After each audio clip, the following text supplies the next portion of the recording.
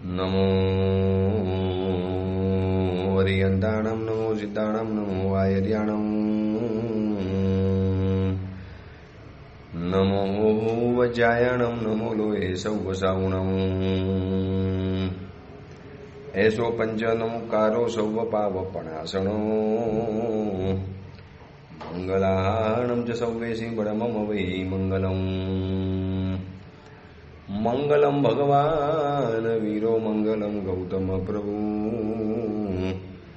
મંગલમ સ્થૂલભદ્રાદ્યા જૈન ધર્મોસ્તુ મંગલમ.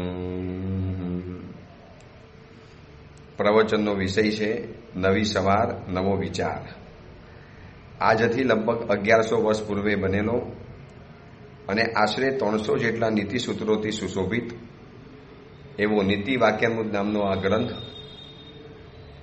મનના વિચારોને પવિત્ર બનાવવા માટે, મનના વિચારોને એક શુભ દિશા, શુભ ગતિ, એક સરસ મજાના પ્રવાહની અંદરમાં આગળ વધારવા માટે આ મહાત્મા રોજ એક સરસ મજાનું સૂત્ર આપણી સમક્ષ ઉપસ્થિત કરે છે.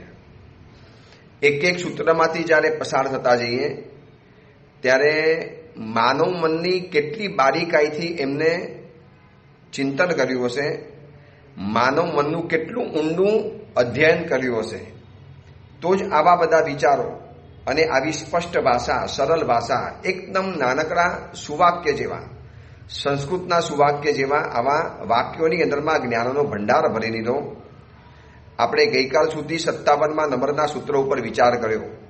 આમ જોવા જઈએ તો 27, 57 અને 58, 57 અને 58 આ બંને સૂત્રો લગભગ આમ જોવા જઈએ તો એક જ પુલના લાગે, એક જ સિક્કાની બે બાજુ લાગે, અથવા તો બંને સૂત્રો જાણે કે કઝિન ભાઈ હોય, કાકા બાપાના ભાઈ હોય એના જેવા સૂત્રો છે. 57મા નંબરની અંદરમાં આપણને એ વાત જાણી કે કાલેન સંચીય માનહ પરમાણુ અપિ જાયતે મેરુ.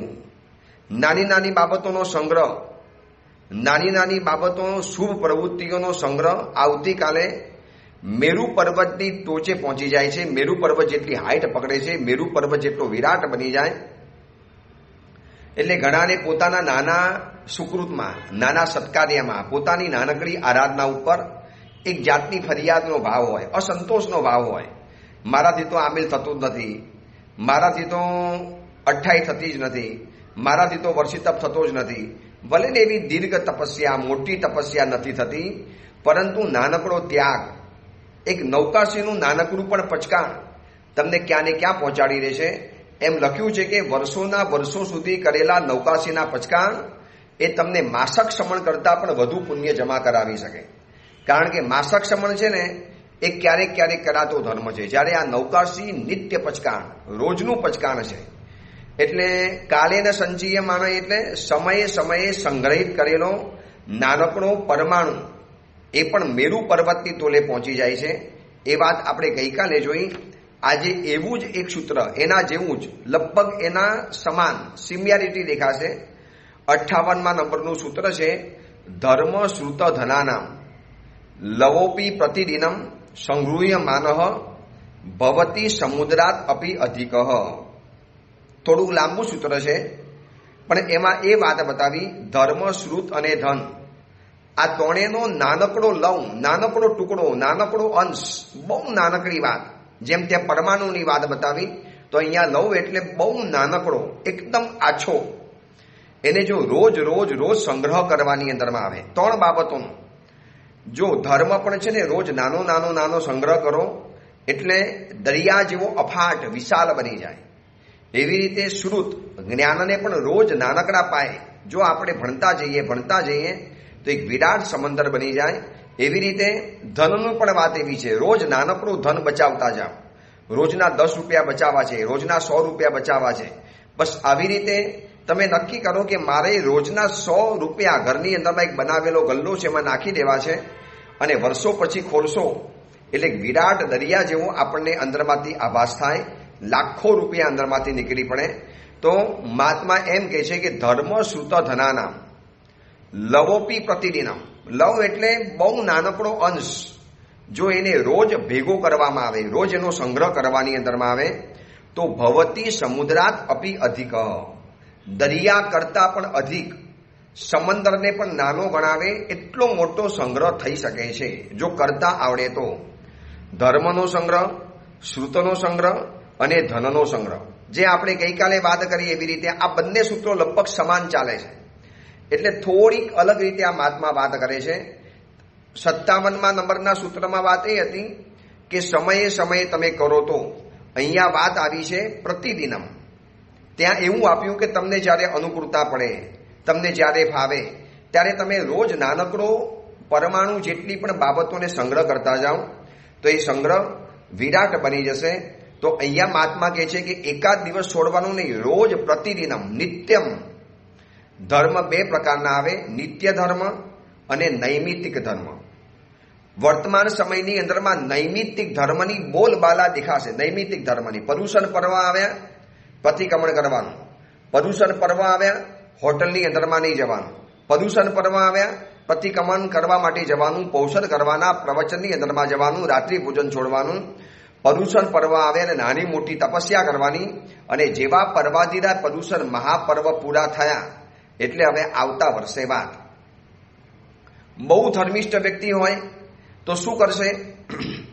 પછી નવપતની હોળી આવશે, 5 તિથિના દિવસો આવશે, અથવા તો પછી નાની મોટી કોઈ પણ એવી પર્વના દિવસોની આરાધના આવશે. ચૈત્ર માસ આસો માસની હોળી આવશે, ત્યારે એ વખતે આરાધના કરવાની. અને જેવા એમના પર્વના દિવસો પૂરા થઈ જાય એટલે મૂકી દેવાનું. આ બધું કહેવાય છે નૈમિત્તિક ધર્મ.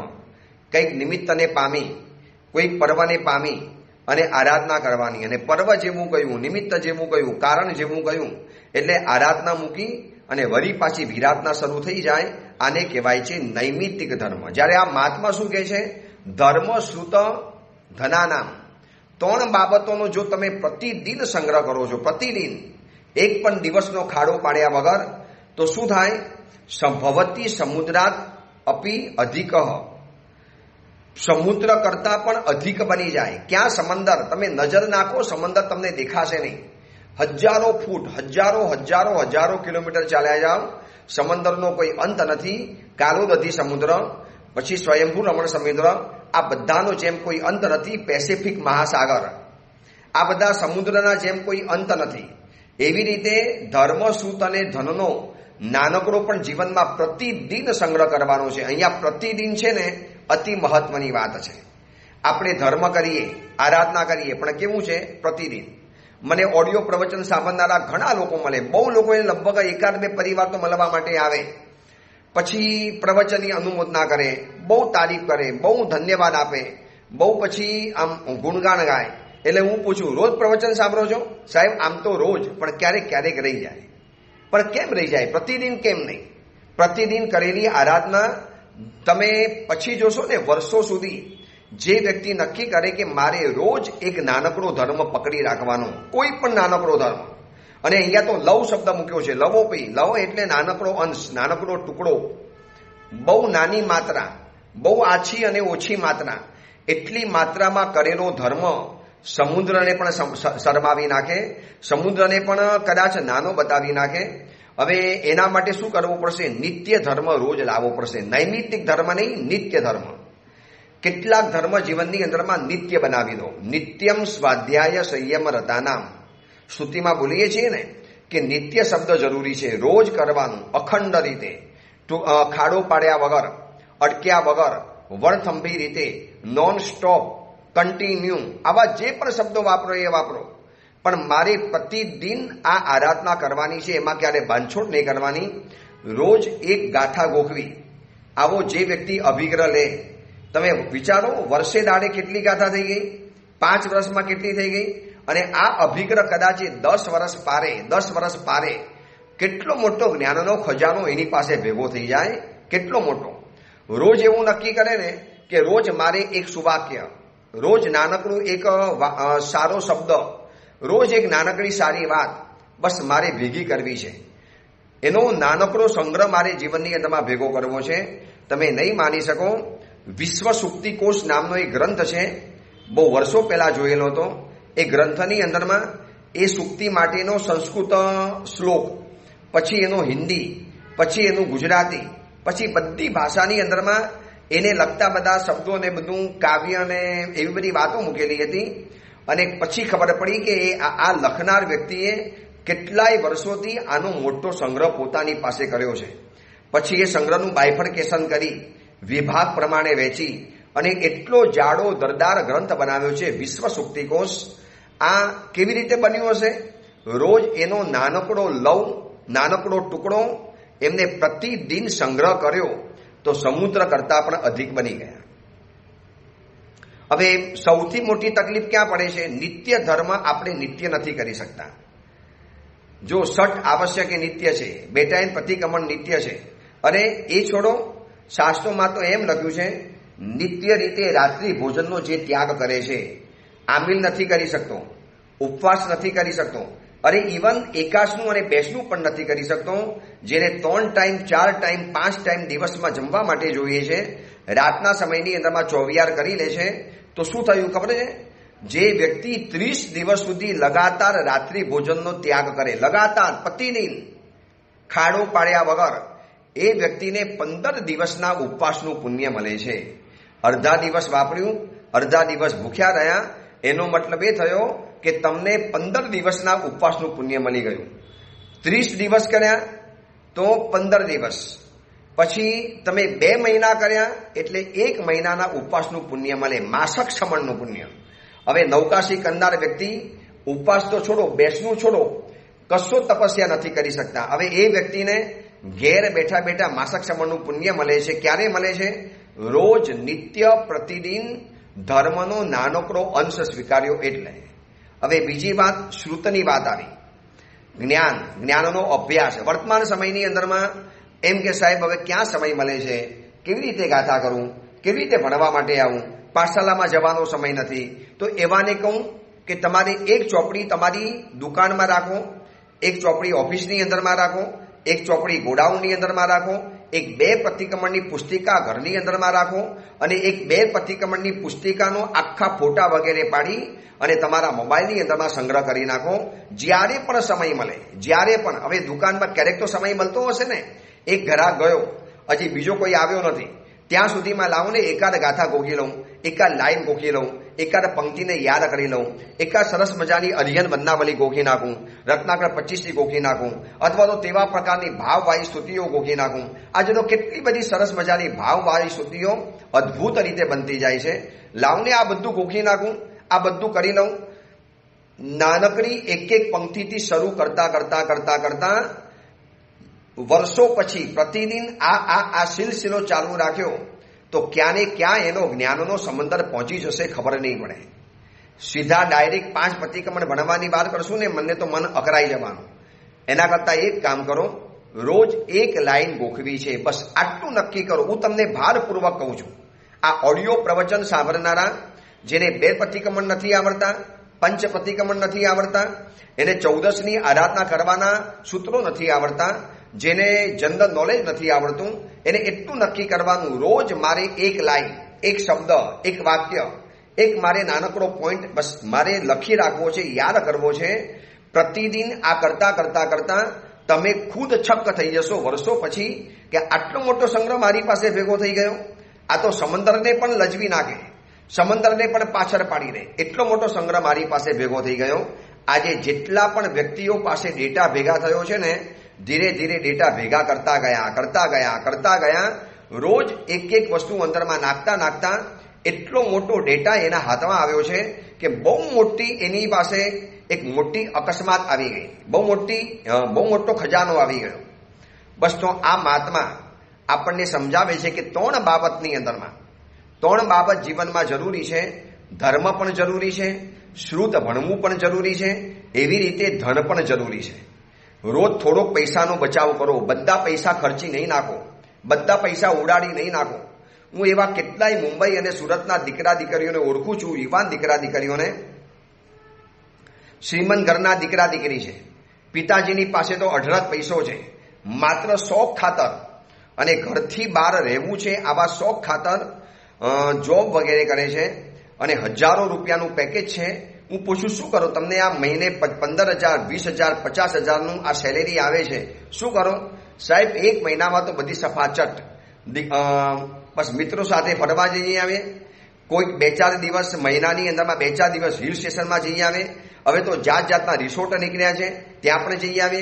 કોઈ એવા ડેસ્ટિનેશનની અંદરમાં જઈ આવે, અથવા તો છેવટે બજારની અંદરમાં કંઈક નવા સારા કપડાં આવ્યા, નવા સારા સેન્ડલ આવ્યા, બૂટ આવ્યા, ચંપલ આવ્યા, આ બધામાં ખર્ચો કરી રહીએ. ઇવન મેં કીધું પૈસા નહીં બચાવવાના સાહેબ, શેના માટે બચાવવાના? પપ્પાની પાસે તો ચિકાર પૈસા છે, પપ્પા અમને માગે એટલા આપી જ દેશે. મેં તારા આવતીકાલના ભવિષ્યને સિક્યોર કરવા માટે, ફ્યુચરને બરોબર સારું ગોઠવવા માટે સાહેબ એ તો થઈ જશે.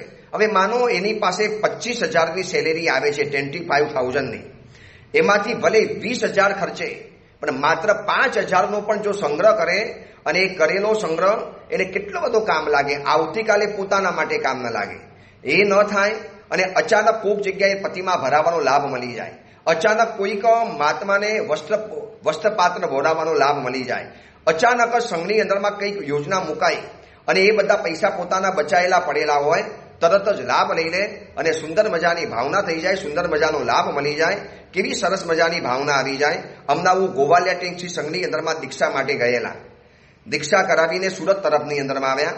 એ ગોવાલિયા ટેન્કસી સંઘની અંદરમાં શ્રાવિકા બહેનોનો પૌષદશાલા, એનું આરાધના ભવનની એક વાત ચાલુ હતી. એટલે વાત તો પહેલેથી ચાલુ હતી. એક સરસ મજાનો આખો મોટો ફ્લેટ ઉપાસયથી નજીકની અંદરમાં, દેરાસરથી નજીકમાં લઈ લેવામાં આવેલો હતો અને એની ટીપ વગેરે કરવાની હતી. મેં દીક્ષા પ્રસંગની અંદરમાં જે મુમુક્ષુ પ્રિયલ કુમારી, જે પ્રવચન રસા સાધ્વીજી ભગવંત બન્યા દીક્ષા પછી, એમની દીક્ષા માટે ગયેલા. 15 થી 18 દિવસ રોકાવાનું થયું.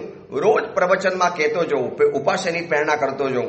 એમાં મેં સાવિકા બહેનોને કીધું, મેં કીધું બેન, આ ઉપાસની તમારી આરાધના માટેનો છે, આમાં સાધ્વીજી ભગવંત રહેવાના, તમે બધી જ બહેનો આની અંદરમાં આરાધના કરવાના. હવે ગોચરી ખંડનો એક યોજના મોટી બાકી હતી અને મેં સાવિકા બહેનોને પ્રેરણા કરી કે લઈ લો આ લાભ તમારો.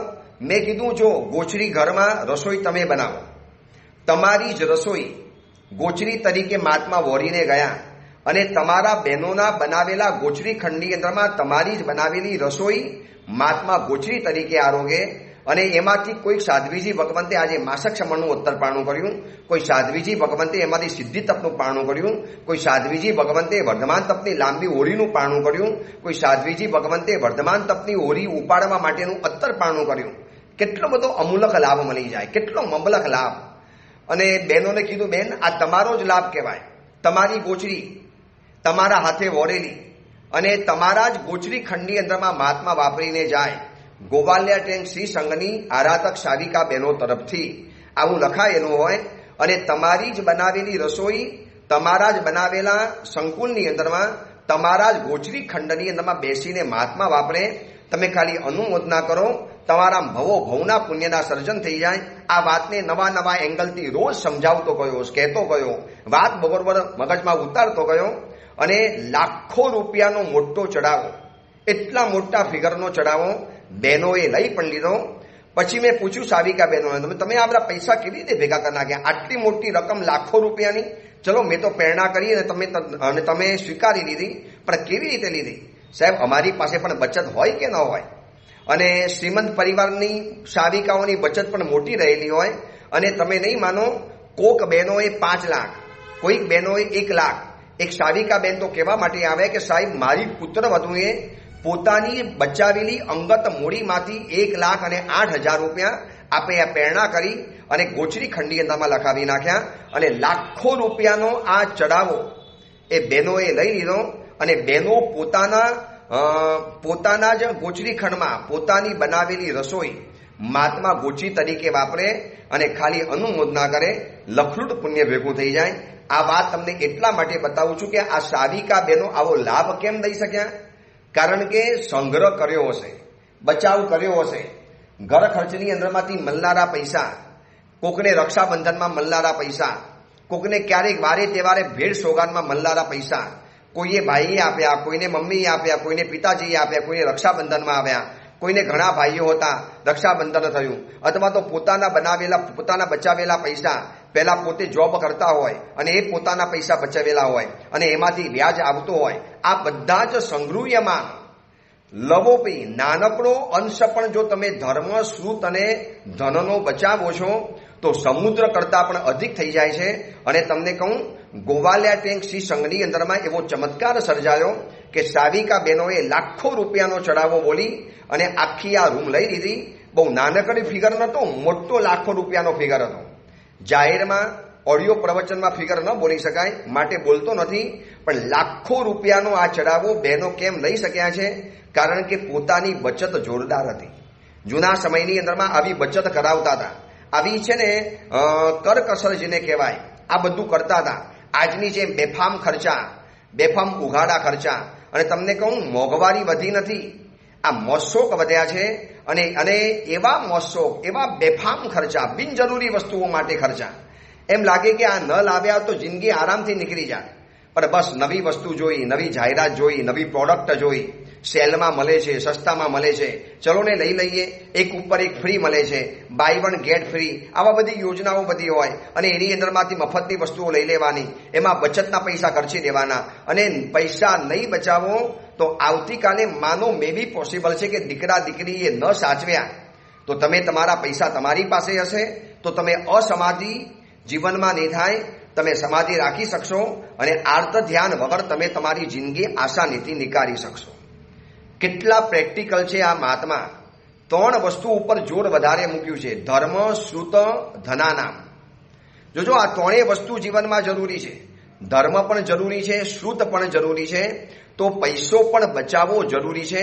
અને યાદ રાખજો, તમે પૈસાને બચાવો છો મતલબ પૈસો તમને આવતીકાલે બચાવશે.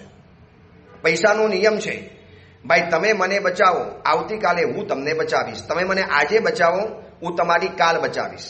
જે આજે પૈસા નથી બચાવતા, જે આજે ધર્મ નથી કરતા, જે આજે શ્રુતનું અધ્યયન નથી કરતા, જેને આજે શુદ્ધ ભણવાનો સમય નથી, કેટલું બધું બહોળું સૂત્ર છે, કેટલું અગાધ સૂત્ર છે. 3.5 કરોડ શ્લોક તો ખાલી રચાયા છે કલિકા સર્વજ્ઞ હેમચંદ્રાચાર્યજીએ. 444 કદાવર ગ્રંથો બનાવીને ગયા છે આચાર્ય શ્રી હરિભદ્ર સુરીશ્વરજી મહારાજા. સેંકડો ગ્રંથોનું સર્જન કરીને ગયા છે પૂજ્ય મહોપાધ્યાય શ્રી અશોક વિજયજી મહારાજા. અને આજે વર્તમાન સમયની અંદરમાં કેટલા બધા મહાત્માઓ પુસ્તક બહાર પાડે, અલગ અલગ જાતના ચિંતનોના, શાસ્ત્રોના પુનઃ સંપાદનના, જૂના થયેલા ગ્રંથોના, પોતે ગ્રંથોનું ગુજરાતી ભાષાંતર કરનારા ગ્રંથા, આ બધાનું ખાલી રોજનું એક પાનું, એક લાઈન, 4 લાઈન વાંચવી છે. અને ગમી ગયેલી લાઈન મારે નોટ ડાઉન કરવી છે, નોટની અંદરમાં ઉતારી દેવી છે.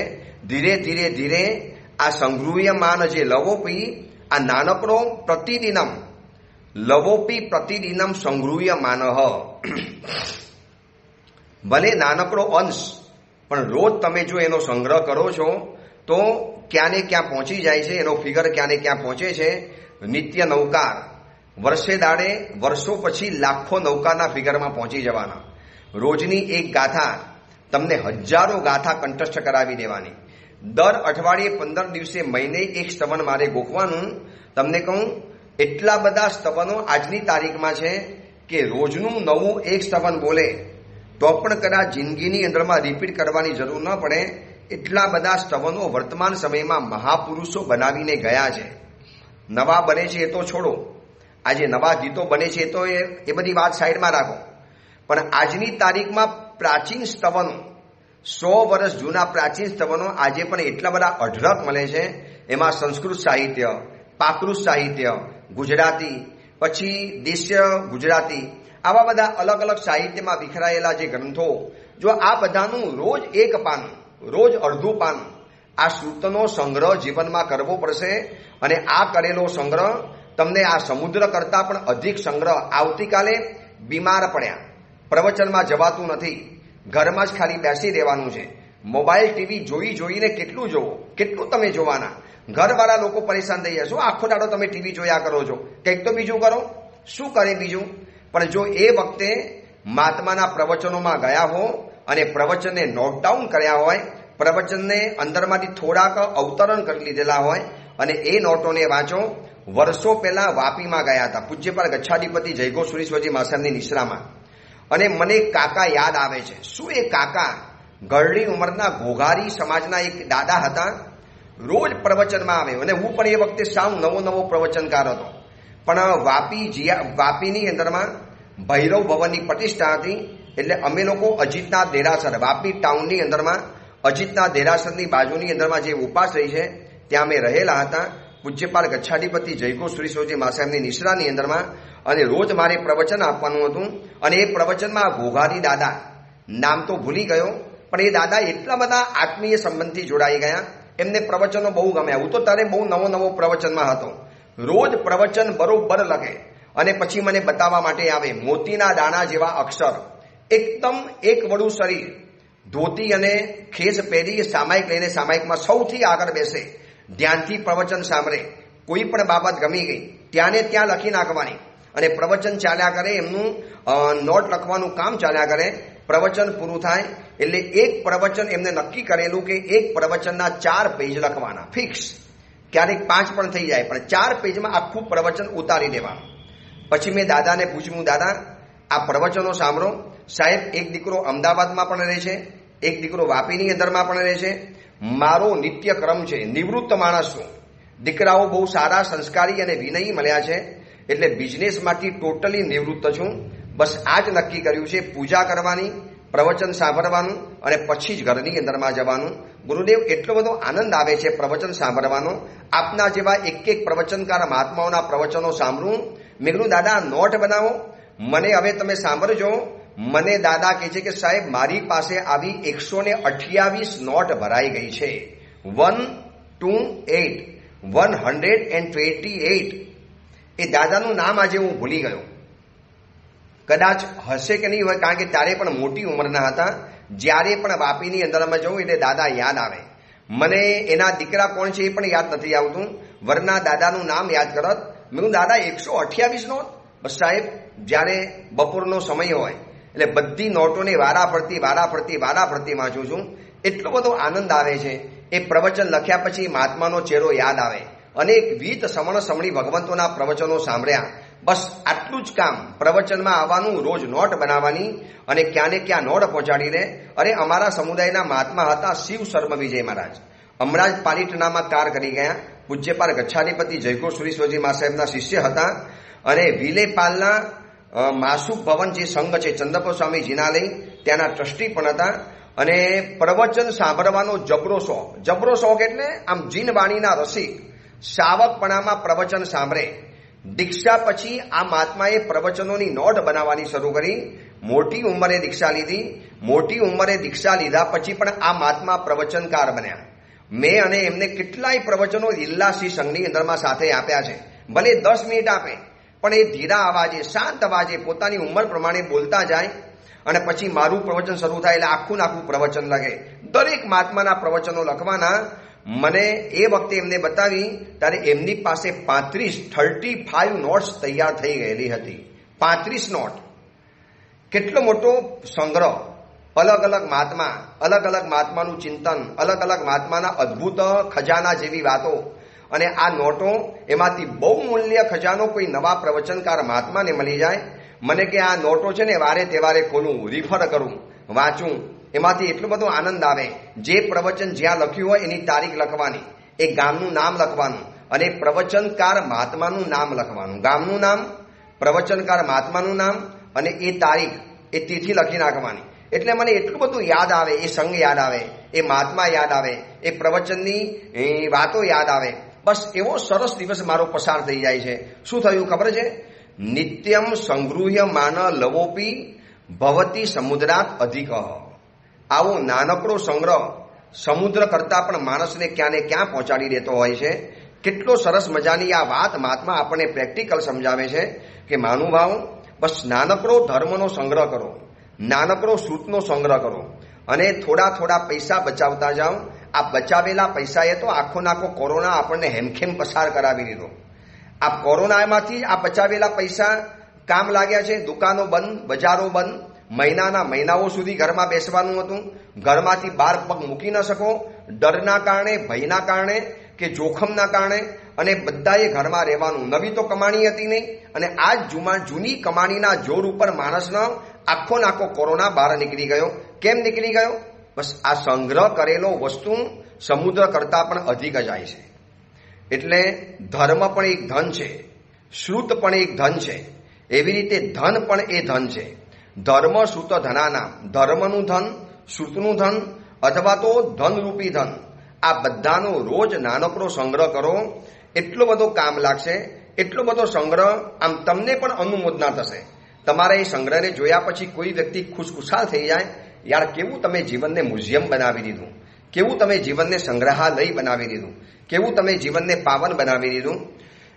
બસ આ વાતને ખૂબ વિચારજો. આ બંને સૂત્રોને 57 અને 58, એમાં જે નિવૃત્ત છે, જે હવે વયોવૃદ્ધ છે, જેમને દીકરાએ ધંધામાંથી બિલકુલ નિવૃત્ત કરી દીધા છે, જેમને પુત્ર વધુએ જે સાસુમાને બિલકુલ નિવૃત્ત કરી દીધા છે, આવોને સવારના પોરના પ્રવચનની અંદરમાં કેવા ઉત્તમ મહાત્માઓ, કેવું ઉત્તમ ચિંતન સરળ ભાષામાં તમને પીરસતા હોય છે.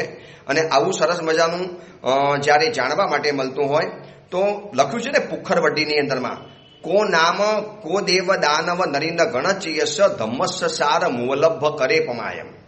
કયો એવો માનવ હોય કે ધર્મના આવા વરસાદની અંદરમાં સંગ્રહ કરવા માટે પ્રમાદ કરે. બસ આટલું નક્કી કરો, રોજ નાનકડો સંગ્રહ મારે કરવો છે. પ્રતિદિનમ સંગૃહ્યમાન લવોપી ભવતી સમુદ્રાત અધિક ધર્મ શ્રુત ધનાનામ. ધર્મનો સંગ્રહ, શ્રુતનો સંગ્રહ અને ધનનો સંગ્રહ રોજ કરતા કરતા કરતા સમુદ્ર કરતા પણ ટપી જશું. એના પરિણામો જે મીઠા જોવા માટે મળશે, એ અંગેની બીજી વિશેષ વાત આપણે આવતીકાલે કરીશું. એ જ મંગલ કામના, મંગલ ભાવના. જીનાગના વિરુદ્ધ કાંઈ પણ બોલાયું હોય તો મિચ્છામી દુક્કડમ.